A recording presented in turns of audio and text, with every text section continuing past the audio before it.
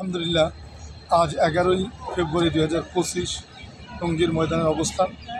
আপনারা জানেন আগামী আর একদিন পর থেকেই এই ময়দানে আমাদের ইজতেমা 14, 15, 16ই ফেব্রুয়ারি ইজতেমার জন্য সারা বাংলাদেশ তথা সারা পৃথিবী থেকে মেহমানরা আসা শুরু হবে।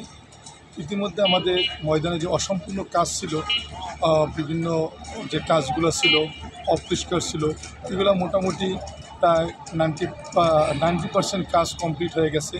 মাঠ এখন ইজতেমার জন্য পুরোপুরি তৈরি হয়ে গেছে। মাইক আমরা বাহির থেকে আনা হয়েছে, সেই মাইকগুলো লাগানো হচ্ছে।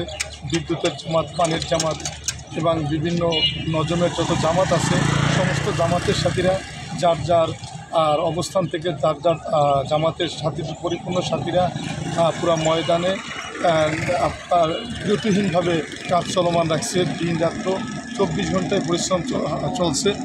আর সিটি কর্পোরেশন থেকে আপনারা জানেন যে সিটি কর্পোরেশনে আমাদের গাজীপুর সিটি কর্পোরেশন থেকে ময়লা পরিষ্কার করার জন্য যা দরকার তারা সেই পরিমাণ কাজ তারা সম্পূর্ণ করছে। আলহামদুলিল্লাহ, আশা করা যায় আমাদের ময়দান আর একদিনের ভিতরেই পরিপূর্ণভাবে তৈরি হয়ে যাবে। আর আমাদের বিদেশি মেহমানরাও চলমান আসতে আসে তারা।